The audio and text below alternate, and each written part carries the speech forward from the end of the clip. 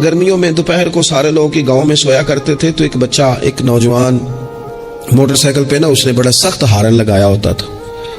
तो वो लाडला बच्चा था, अपने माँ बाप का इकलौती औलाद थी, तो वो गली से गुजरता तो मेरी वालदा बड़ी नाराज होती, कई दफ़ा बुरा भला भी कहती कि इसको शर्म ही नहीं आती, ये सोतों को जगा देता, इतना सख्त हारन लगा दिया। फिर कुछ अरसे के बाद उसने वो हारन उखेड़ दिया, उसी गली से गुजरता लेकिन चुपके से।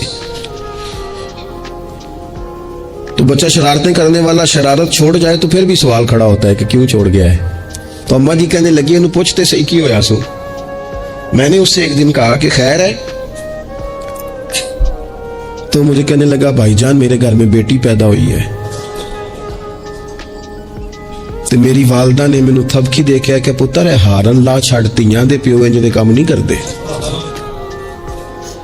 मैं अब साहिब औलाद हूं, तो अगर मेरा किरदार इस तरह का होगा तो फिर लहजा क्या होगा।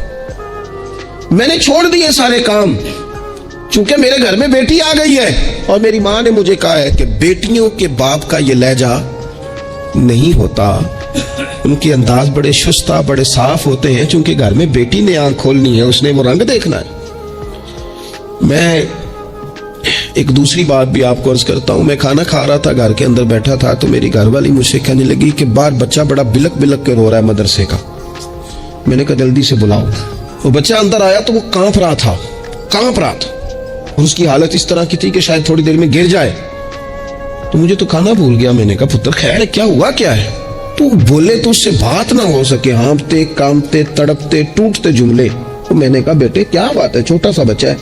कहने लगा मैंने घर टेलीफोन किया था, मेरे अब्बा जी फिर मेरी अम्मा से लड़ रहे हैं। हज़रत साहब जब वो लड़ते हैं तो हम चार पंजों के नीचे छुप जाते हैं, खौफ आता है। मेरी बहनें रोती हैं, हमें किसी चीज से इतना डर नहीं आता क्योंकि हमारा वालिद फिर हमारी अम्मा को मारता है, खौफ आता है। आज घर में ना फिर अब्बा जी अम्मा को पीट रहे हैं। मैंने फोन किया था तो बहनें रो रही हैं, आप दुआ कर दें हमारे घर में सुकून हो जाए। हम तो अपने बच्चों की आंखों में आंसू नहीं देख सकते, पर ये किसने रुलाया हमारे बच्चों को? माँ बाप ने मिल के। किसने तबाही की? इनके ख्यालात क्यों बिखर गए? इतना खौफ किस चीज ने तारी किया? ये सुकून किसने छीना? मैंने फिर उनके वालिद को बुलाया, गुजारिश की, और मुझे उम्मीद है कि वो मेरी बात भी समझ गए होंगे। मैंने उनको वो सारे हालात से आगाह किया कि आपके बच्चों की नफ्सियात कहाँ तक जा रही है, पर मेरी आप उस वाक़े के बाद मैं समझा कि शायद ये घर का मसला तो नहीं होगा। जाने कितने घरों में यूं होता होगा, कितने बच्चे खौफ की जिंदगी गुजारते होंगे, अल्लाह जाने अब क्या होने लगा है। तो अपने बच्चों की अखलाकी तरबियत के लिए, अखलाकी बड़ा प्यार करता है बाप अपने बच्चे से। मैं सही बताता हूँ आपको, बड़ा प्यार करती है माँ अपने बच्चे से, लेकिन याद रखना उस प्यार में कहीं वो अखलाकी हुदूद को क्रॉस ना कर जाए। ये देख लेना कहीं आपके लाड प्यार में कोई नाजायज बात उसके मुंह से निकले किसी के बारे में और आप उसे कबूल करके कहीं उसे तबाह ना कर दें। बाप मैंने देखा है ये काम करते हैं कि बच्चे ने अगर कभी कोई तोहफा मांग लिया है और मौका आ गया है तोहफा देने का, तो बाप ओवर टाइम भी लगाता है। वालिद कहता है अपनी फैक्ट्री के मालिक से कि मैं थोड़े थोड़े कटवा दूंगा, पर मुझे बच्चों के लिए गिफ्ट खरीदना है, उनके कपड़े बनवाने हैं। बड़ी जान जोखों में डालता है और वो कहता है कि मैं अपने बच्चों को मायूस नहीं देखना चाहता, मैं आला से आला चीज भी लाऊंगा। पर आपको पता है अल्लाह के प्यारे रसूल अलैहिस्सलाम ने फरमाया, किसी बाप का अपने बेटे के लिए, अपनी बेटी के लिए सबसे बेहतरीन तोहफा यह है कि वो अपने बच्चों को अच्छा अदब सिखा दे। ये सोना तोहफा दिया है बाप ने कि उस बच्चे को उसने अच्छी तरबियत से रोशनास करा।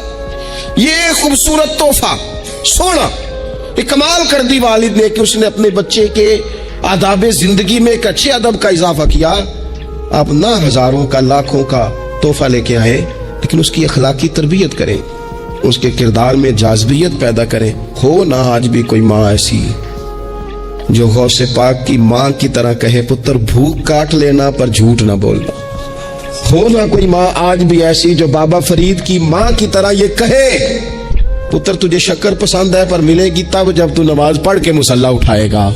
हो ना आज भी कोई ख्वाजा बख्तियार काकी की माँ जैसी माँ जो सारा दिन घर में सिपारे पढ़ती रहे और 15 सिपारे याद हो और सुबह शाम पढ़े। ओ खुदा के बंदो کچھ چیزیں ایسی ہیں جو کردار کی روشنی سے نور پاتی ہیں، جو صرف عمل کے حسن سے دنیا کو حسین کر دیتی ہیں۔ بچوں کی روحانی تربیت، اخلاقی تربیت، ہم جو بچوں کو سبق دے رہے ہیں وہ محدود زندگی کا دے رہے ہیں۔ ہم مسلمان ہیں، ہمیں ہمارے دین نے کہا ہے کہ زندگی 60-70 سال کی نہیں، اس کے بعد بھی ایک زندگی ہے جو ہمیشہ رہنے والی ہے، ختم نہ ہونے والی ہے۔ ہم نے بچوں کو جتنے اسباق پڑھائے ہیں وہ دنیاوی زندگی کے لیے، روزی روٹی کے لیے، کاروبار کے لیے، شادی نکاح کے لیے، لیکن ہمیں ہمارے دین نے کہا ہے کہ انہیں وہ سبق بھی دو جو قبر میں بھی انہیں کامیاب کرے۔ قوا انفسکم واہلیکم نارا، خود بھی دوزخ کی آگ سے بچو گے اور اپنے بچوں کو بھی بچاؤ گے، یہ اہتمام کرو۔ تو وہ خاص خوبصورتی جو ہمارے دین نے کہا ہے کہ ان کی اخروی زندگی میں ان کے کام آئے۔ دیکھیں نا، نبی پاک صلی اللہ تعالی علیہ وسلم نے 3 چیزیں ہمارے ذمہ لگائیں، فرمایا اپنی اولاد کو سکھاؤ۔ یہ باپ کے ذمہ لگائی ہیں حضور نے چیزیں، ماں کے ذمہ لگائی ہیں، فرمایا یہ اپنی اولاد کو سکھاؤ 3 چیزیں۔ یا رسول اللہ صلی اللہ علیہ وسلم کون کون سی؟ فرمایا ایک تو اپنی اولاد کو اپنے نبی کی محبت سکھاؤ۔ اس کا مطلب ہے ابا کو نعت پڑھنی چاہیے نا، اس کا مطلب ہے اماں کو نعت آنی چاہیے نا، اس کا مطلب ہے حضور کے قصیدے یاد ہونے چاہیے نا، اس کا مطلب ہے نا کبھی بازو تھام کے باپ کا ہے نا پتر چل آج فلان جگہ تجھے لے جاؤ، وہاں مدینے والے کی باتیں ہوں گی۔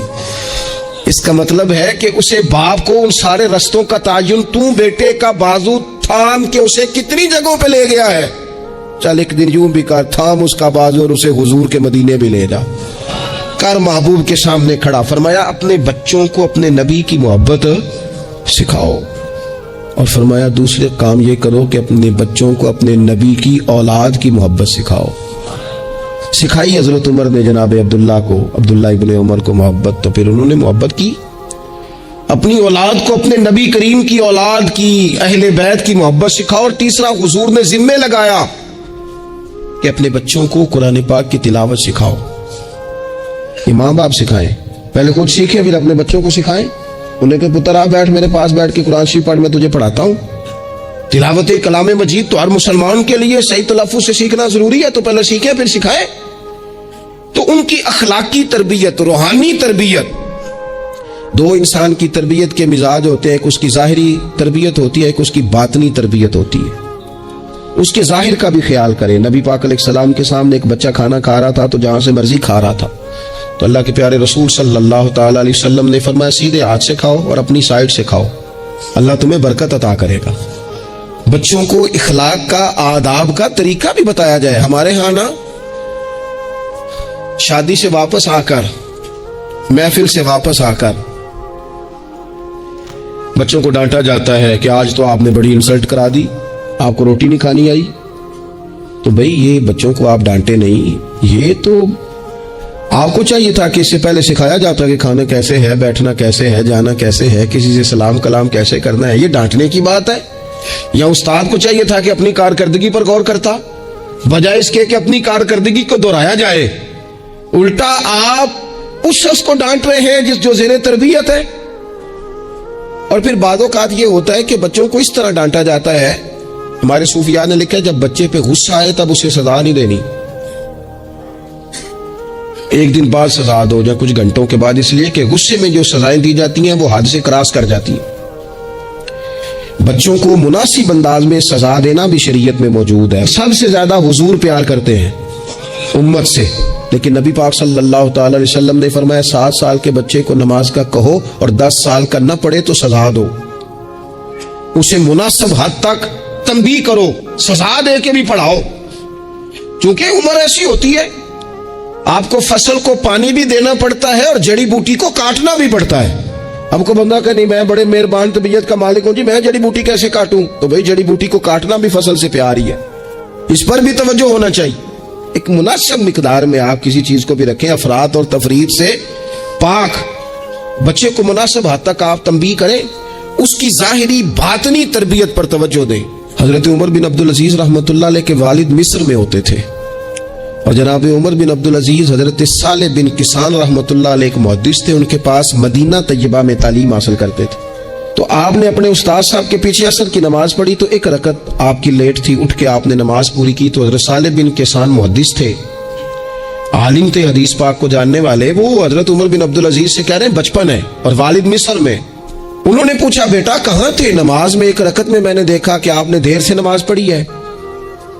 تو عرض کرنے لگے میں حضور کنگھی کر رہا تھا. بعض بچے آئینے کے سامنے کھڑے رہتے ہیں پھر بڑی بڑی دیر ہی کھڑے رہتے ہیں.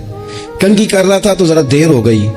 حضرت صالح بن کیسان رحمۃ اللہ علیہ نے ان کے والد کو مصر میں خط لکھا. فرمانے لگے جوانی بھی ہے، موقع بھی ہے، فرصت بھی ہے، اور ابھی بھی آپ کا بیٹا جماعت سے نماز نہیں پڑھتا. مصر میں خط گیا. آج جب میں نے پوچھا ہے تو اس نے کہا میں کنگھی کر رہا تھا. اتنے معمولی سے کام کے لیے اس نے تکبیر اولا چھوڑ دی. اب وہاں مصر میں بیٹھے والد نے یہ نہیں کہا کہ مولوی صاحب آہستہ آہستہ ٹھیک ہو جائے گا، آپ کو کیا ہو گیا ہے، کوئی بات ہے کرنے والی. انہوں نے وہاں سے گھوڑے پہ بندہ دوڑایا. بندہ مدینہ طیبہ آیا. اس نے کہا جاتے ہی عمر بن عبدالعزیز کو لے جانا حجام کے پاس اور اس کے سارے بال اتروا دینا، اور اسے کہنا پتر جن بالوں کی وجہ سے نماز رہ جائے ان بالوں کو سر پہ نہیں رہنا چاہیے. تیری جماعت کی رکعت رہ گئی پتر، اتنا بڑا کام، اللہ کے حضور حاضری کا موقع تھا. پھر اس کا ریزلٹ کیا نکلا؟ حضرت عمر بن عبدالعزیز بادشاہ بنے. 39 سال عمر میں انہوں نے پوری امت کو خیر سے بھر دیا. حشام بن عبد الملک کے بھی 11 بیٹے تھے، جناب عمر بن عبدالعزیز کے بھی 11 بیٹے تھے. حشام جب دنیا سے گیا تو ہر بیٹے کو 10 لاکھ دینار آئے، اور جناب عمر بن عبدالعزیز جب دنیا سے گئے تو 11 بیٹے تھے اور 6 دینار تھے. اور جاتی دفعہ کہنے لگے پتر اپنے باپ پہ شکوہ نہ کرنا، تمہارا باپ بزدل تھا. 2 رستے تھے، یا تو میں اپنے لیے جہنم کٹھی کرتا اور تمہارے لیے جائیداد بناتا، لیکن میں بزدل تھا، دوزخ سے ڈر گیا، میں جائیداد نہیں بنا سکا، اپنے باپ کو معاف کر دینا. تو بچے کہنے لگے ابا جی ہم جس گلی سے گزرتے ہیں لوگ اٹھ کے کھڑے ہو جاتے ہیں کہ نیک باپ کی اولاد جا رہی ہے، اچھے باپ کے بچے جا رہے ہیں، ہمیں کوئی ضرورت نہیں جائیدادوں کی.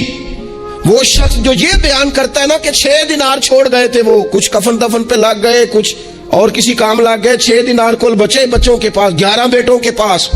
لیکن وہ شخص کہتا ہے وہ جو 10 لاکھ دینار حشام بن عبد الملک کے بچوں کو آئے تھے وہ مسجدوں کے سامنے بھیک مانگا کرتے تھے، کیونکہ جب بچوں کو بنا اس طرح کا دیا گیا کہ کھانے میں پینے میں موج میں اڑا دیا مال.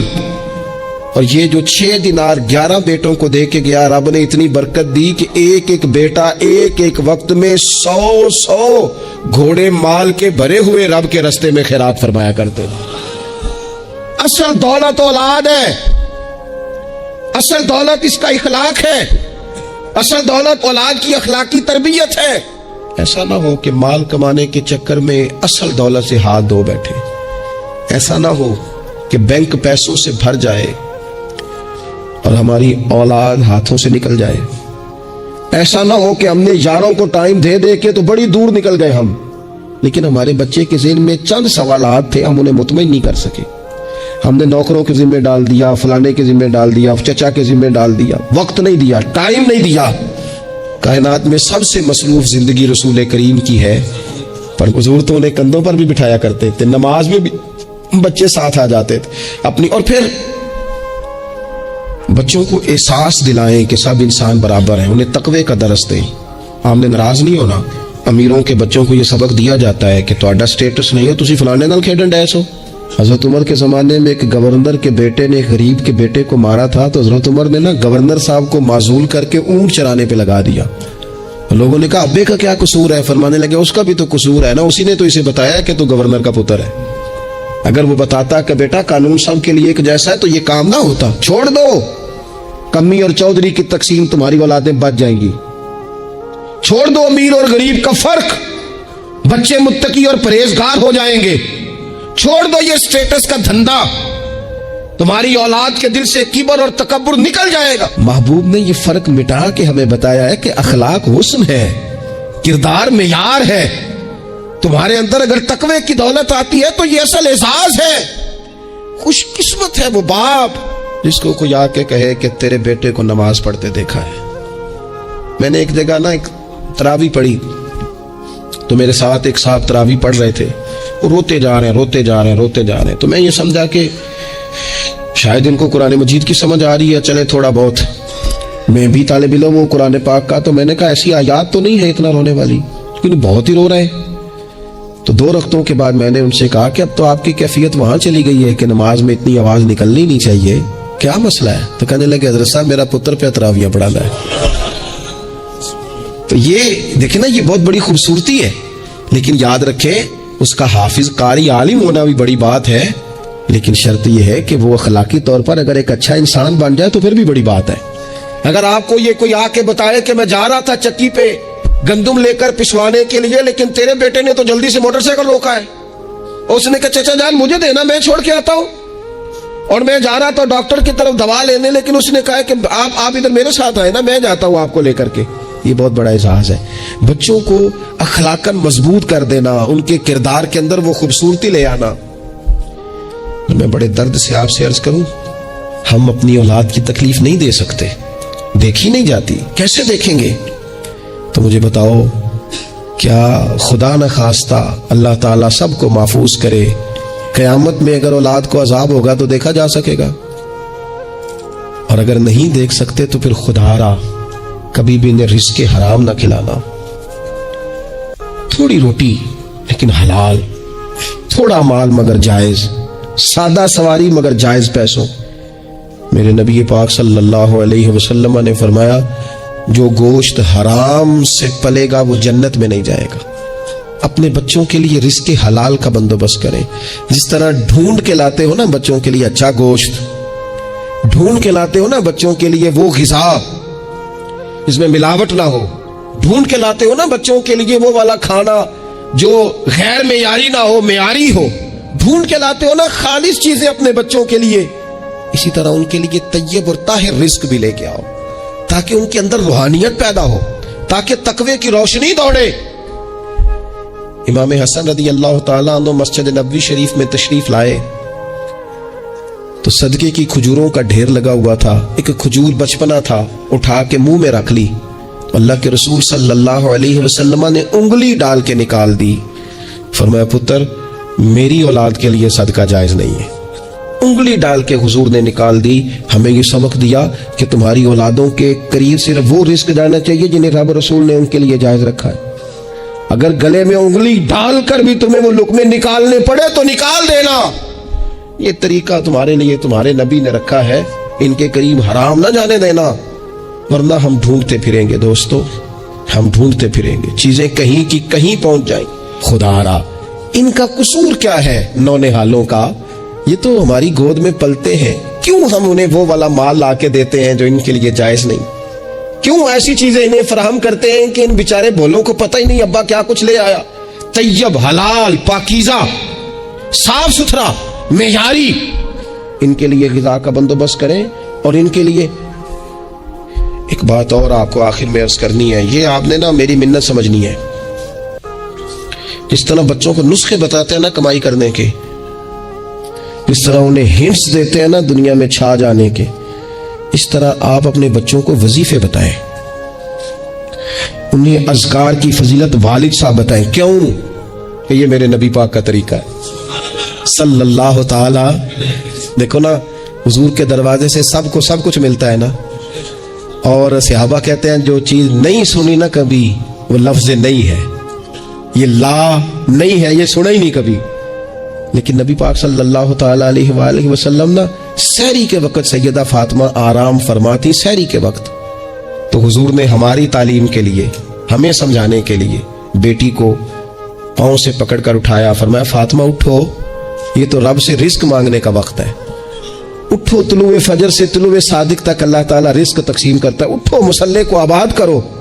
शायद यही वो सबक था कि इमाम हसन कहते हैं फिर मैंने अपनी माँ को सारी सारी रात ही मुसल्ले पे देखा, सारा सारा दिन ही दुआएं मांगते देखा। ओ देखो मेरे दोस्तों, हुजूर के दरवाजे से सबको सब कुछ मिलता है, पर जब सैयदा फातिमा ने कहा था ना या रसूलल्लाह गुलाम मिल जाए, तो करीम रसूल ने बेटी को वजीफा दिया। चलो हुजूर की सुन्नत समझ के अब्बा जी एक एक वजीफा बताए ना अपनी अपनी बेटियों को, बताएंगे इंशाअल्लाह। चलो एक एक वजीफा बताए ना बेटों और बेटियों को, और कहें कि ये मैं भी पढ़ता हूँ, बड़ी बरकत वाला है पुत्र, तू भी पढ़ा कर। ये वजीफा बताए गोद में बिठा के। मैंने कहा हम हिंट्स देते हैं माल कमाने के, ये भी तो दो ना। तो नबी पाक अलैहिस्सलाम ने कहा पुत्र गुलाम तो मैं मदीने के गरीबों पर तकसीम करूंगा, लेकिन तुझे एक वजीफा देता हूँ, 33 बार सुभान अल्लाह पढ़ा कर, 33 बार अल्हम्दुलिल्लाह पढ़ा कर। 34 बार अल्लाह अकबर पढ़ा कर जब भी ये वजीफा खत्म होगा रब गुलाम आजाद करने का सवाब अता फरमाएगा। इस तस्बीह का नाम ही तस्बीह फातिमा है और शान ये है कि फरमाया अगर किसी के गुनाह समुंदर की झाग के बराबर भी हो तो हर नमाज के बाद ये पढ़े, अल्लाह सारे गुनाह माफ फरमा देगा। थोड़ा थोड़ा किसी वक्त बैठ ना जाए बच्चों को लेके घर के अंदर के पुत्र आओ ना आज दुरूद शरीफ पढ़े। सुबह सुबह ना कभी कभी बड़ा याद आता है, मेरी दादी अम्मा तख्त पोश पे बैठती थी, वो नमाज पढ़ के फिर सबको जगाती थी, उठो, और दोनों लफ्ज कहती थी, उठो सबक पढ़ो तो नमाज पढ़ो। नमाज और सबक इससे मुराद है नमाज पढ़ लो फिर कुरान पाक। ये 2-4 दिन करें ना हम सारे अपने अपने घर में, क्या हो भी बच्चों सारे पहले नमाज पढ़ें फिर सारे कुरान शरीफ खोले, थोड़ी देर ये खोलो ना, उम्मीद है रब के फरिश्ते रहमतों का नुज़ूल फरमाएंगे। तो बच्चों की रूहानी, अखलाकी, अमली